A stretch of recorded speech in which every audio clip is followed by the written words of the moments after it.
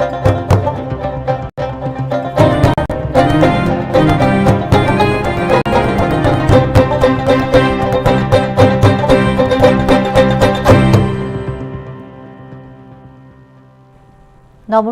News নাওয়ের পর্দায় আপনাদের সকলকে স্বাগত। আমি সুমি রয়েছে আপনাদের সাথে। চলে যাব বিস্তারিত খবরে। রেল পরিষেবায় ত্রিপুরার মুকুটে যুক্ত হলো নতুন পালক। পরীক্ষামূলকভাবে শুরু হলো যাত্রীবাহী বৈদ্যুতিক রেল চলাচল। শুক্রবার থেকে দীর্ঘ প্রতীক্ষিত বৈদ্যুতিক যাত্রীবাহী ট্রেন পরীক্ষামূলকভাবে চালু হলো ত্রিপুরায়, যা এই রাজ্যের জন্য নিঃসন্দেহে একটি মাইলস্টোন। শুক্রবার সকাল 6টায় প্রথমবারের মতো বৈদ্যুতিক ইঞ্জিন সম্পন্ন জনশতাব্দী এক্সপ্রেসের ট্রেন নম্বর 12098 ডিএন ট্রেনটি আগরতলা টেক করে অরুণাচলের উদ্দেশ্যে। উত্তর পূর্ব সীমান্ত রেলের আধিকারিক এবং রেলওয়ে পুলিশ ফোর্সের আধিকারিকদের উপস্থিতিতে আগরতলা স্টেশন থেকে বৈদ্যুতিক লোকোমোটিভ ট্রেনটি রওনা হয় অরুণাচলের উদ্দেশ্যে। উল্লেখ করা যেতে পারে, দক্ষিণ আসামের বদরপুর স্টেশন এবং ত্রিপুরার জিরানিয়া স্টেশনের মধ্যে বৈদ্যুতিক লোকোমোটিভ সহ প্রথম পণ্যবাহী ট্রেনের পরীক্ষামূলক পরিচালনা সফলভাবে পরিচালিত হয়েছিল চলতি বছরের 6 ফেব্রুয়ারি তারিখে। দক্ষিণ আসাম এবং ত্রিপুরায় সম্প্রতি বিদ্যুতায়ন সহ প্রয়োজনীয় অবকাঠামোগত কাজ সম্পন্ন হয়েছে। বৈদ্যুতিক লোকোমোটিভ সহ আরও কিছু পণ্যবাহী ট্রেন সফলভাবে পরিচালনার পর এই রুটে বৈদ্যুতিক লোকোমোটিভ সহ যাত্রীবাহী ট্রেন চালানো শুরু হয়ে যাবে নিয়মিতভাবে। বৈদ্যুতিক লোকোমোটিভ সহ যাত্রীবাহী ট্রেন চালানো শুরু করার জন্য আমরা প্রস্তুত বলে জানিয়েছেন উত্তর পূর্ব সীমান্ত রেলের আধিকারিক। বর্তমানে দিল্লি, কলকাতা, মুম্বাই, ফিরোজপুর, পাটনা এবং দেশের অন্যান্য শহরের সাথে বেশ কয়েকটি এক্সপ্রেস ট্রেনের মাধ্যমে সুসংযুক্ত রয়েছে ত্রিপুরা। তবে যাত্রীবাহী ট্রেন পরিষেবাগুলো জারি রয়েছে এবং কেবল ডিজেল চালিত ইঞ্জিন দ্বারা। ত্রিপুরাকে বৈদ্যুতিক ট্রেনের মাধ্যমে জাতীয় রেলওয়ে গ্রিডের সাথে সংযুক্ত করার জন্য 2022 সালে চালু করা হয়েছিল 46 কোটি টাকার বিদ্যুতায়ন প্রকল্প। রেলওয়ে বৈদ্যুতিক ট্রান্সমিশন লাইনে বিদ্যুৎ সরবরাহ করবে ত্রিপুরা রাজ্য বিদ্যুৎ কর্পোরেশন লিমিটেড।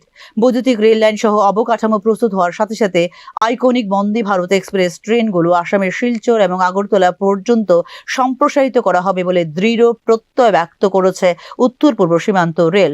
উত্তর পূর্বাঞ্চলের মধ্যে 29 মে 2023 তারিখে আসামে প্রথম বন্দে ভারত এক্সপ্রেসের সূচনা করেন প্রধানমন্ত্রী, যা নিউ জলপাইগুড়ির সাথে সংযোগ স্থাপন করে গুয়াহাটির। বিদ্যুতায়নের ফলে দক্ষতা, স্থায়িত্ব এবং আঞ্চলিক অর্থনৈতিক বৃদ্ধির মাধ্যমে উন্নত হবে রেল পরিষেবা। দ্রুত ভ্রমণ, কম খরচ এবং সম্প্রসারিত বাণিজ্য সুযোগ নিশ্চিত করবে এই রূপান্তর। এই প্রকল্পটি ত্রিপুরায় শিল্পায়ন, পর্যটন এবং বাণিজ্যিক সম্প্রসারণকে ত্বরান্বিত করার পাশাপাশি উন্নত রেলওয়ের এই অবকাঠামো বিনিয়োগ আকর্ষণ করে শক্তিশালী করবে আঞ্চলিক অর্থনৈতিক সম্ভাবনাকে। Bureau report, news now. নিজের উপর রাখতে হবে বিশ্বাস, তবেই মিলবে সাফল্য। বিদ্যাজ্যোতির অন্তর্গত বিদ্যালয়গুলির ছাত্রছাত্রীদের উদ্দেশ্যে এই বার্তায় দিলেন বিশেষজ্ঞরা। বিদ্যালয় শিক্ষা পর্যায়ে বিদ্যাজ্যোতির অন্তর্গত বিদ্যালয়গুলির ছাত্রছাত্রীদের ফলাফল উন্নত করার জন্য মিট দ্য সায়েন্টিস্ট শীর্ষক ওরিয়েন্টেশন প্রোগ্রামের আয়োজন করল রাজ্য সরকার। বিশেষজ্ঞ অধ্যাপকদের সঙ্গে আলোচনার মধ্য দিয়ে বিদ্যাজ্যোতির অন্তর্ভুক্ত স্কুলগুলির ছাত্রছাত্রীদের মনন মানসিকতা আরো সুদৃঢ় করার উদ্দেশ্যে এই কর্মসূচির আয়োজন করেছে শিক্ষা দপ্তর।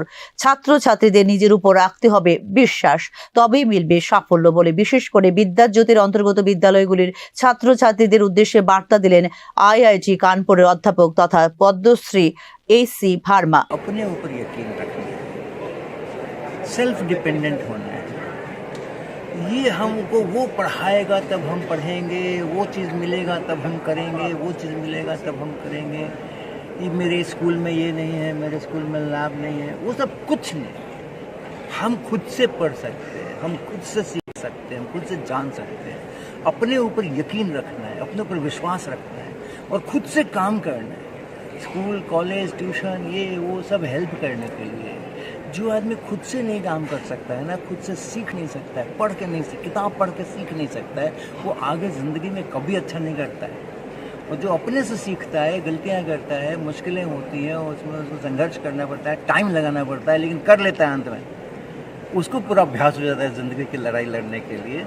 तो सभी स्टूडेंट्स को मैसेज चाहिए कि अपनी शक्ति का विकास करना है, अपनी क्षमता का विकास करना है, और उसका विकास तभी होगा जब हम अपने से कुछ सोचेंगे, अपने से कुछ पढ़ेंगे, अपने से कुछ तैयारी करेंगे, अपने से कुछ लिखेंगे।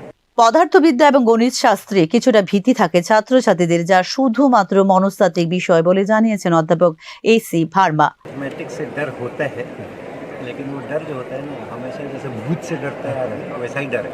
भूत तो होता ही नहीं, फिर भी आदमी डरता है उससे।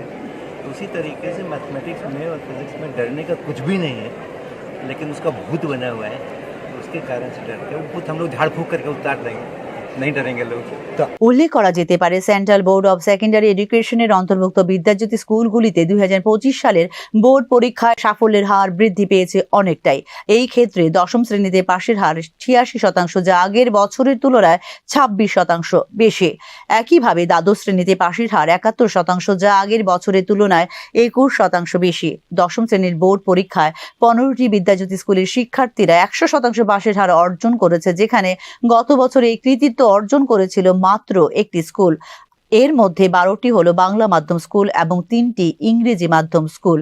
সিবিএসই দ্বাদশ শ্রেণীর পরীক্ষায় 5টি বিদ্যাজ্যোতি স্কুল এই বছর 100% পাশের হার অর্জন করেছে, যা কোনো বিদ্যাজ্যোতি স্কুলই অর্জন করতে পারেনি এই কৃতিত্ব। এর মধ্যে রয়েছে 3টি বাংলা মাধ্যম এবং 2টি ইংরেজি মাধ্যম স্কুল। এই বছর রাজ্যের 25টি স্কুল দ্বাদশ শ্রেণীর পরীক্ষায় 90%-এরও বেশি পাশের হার রেকর্ড করেছে, যেখানে গত বছর ছিল মাত্র 2টি স্কুল। এই ক্ষেত্রে মোট 69টি স্কুলে পাশের হার 71%-এরও বেশি। শুক্রবার রবীন্দ্র শতবার্ষিকী ভবনে আয়োজিত এই ওরিয়েন্টেশন প্রোগ্রামে অংশ নেয় রাজ্যের বিভিন্ন বিদ্যাজ্যোতি স্কুলের অষ্টম শ্রেণীর ছাত্র ছাত্রীরা। Bureau report, news now. নেশার বাড়ন্তে বিপর্যস্ত গোটা রাজ্য, এর থেকে বাদ যাচ্ছে না স্কুল কলেজও।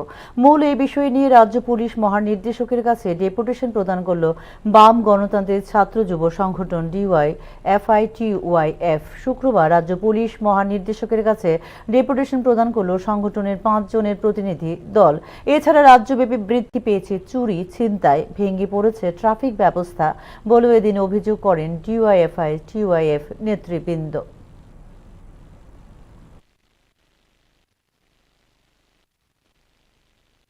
প্রথমত হচ্ছে রাজ্যের আইন শৃঙ্খলা একটা চরম অবনতি হয়েছে গত কয়েক বছরে।